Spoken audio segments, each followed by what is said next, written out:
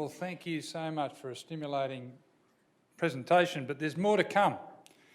I'm wondering how many of us listened to that and thought about the sort of industry we want to create. We know we've got some strength, but do we have the right trajectory? Do we have an industry that's growing as much as it could? Are all our people as happy as they could be? Are they drawing on the tremendous resources we've got to help them to become more productive? Are we treating each other well enough? Do we listen? Do we understand them? And I, for one, haven't done enough of that. So we might open for questions and clarifications and see how we go. Now, don't all rush at once. There's only one of me. I can't handle all the conversations at once. Jeff. Oh, we've got one. We've got a couple. We have roaming mics. Here we go.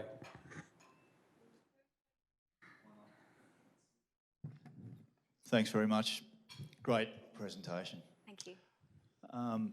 The way that you presented it, I imagined two people that were going to have a conversation that were really set up to talk anyway. What happens in the situation when there's a really hard discussion to be had? One person's willing, and the other person keeps running in the other direction. How do you deal with that? That is an excellent question, my friend. So the thing to know about the dynamic of a hard conversation is that you both need to be willing to be in it.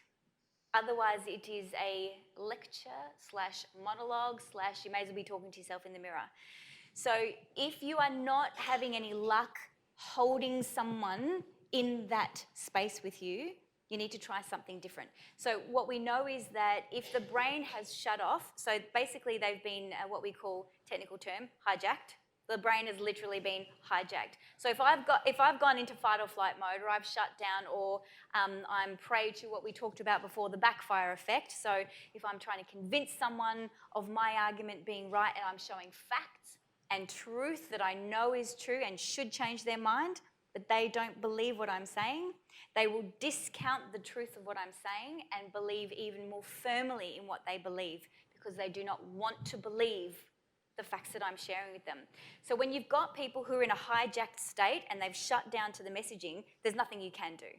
You literally can't get through to all the wiring that says, abort, abort, get out of here. So until that unhooks and their breathing changes and they are able to be in a proper conversation with you, you're not going to get through anyway. So your next tact might be something a little less direct. Depending on the strength of the relationship, you can try to... Yeah. That's not your spouse, that's my spouse. This is my gift to all the spouses for tonight's conversation. I know where this is going. Don't worry, I've done this before. So what you want to try is having a conversation about the conversation.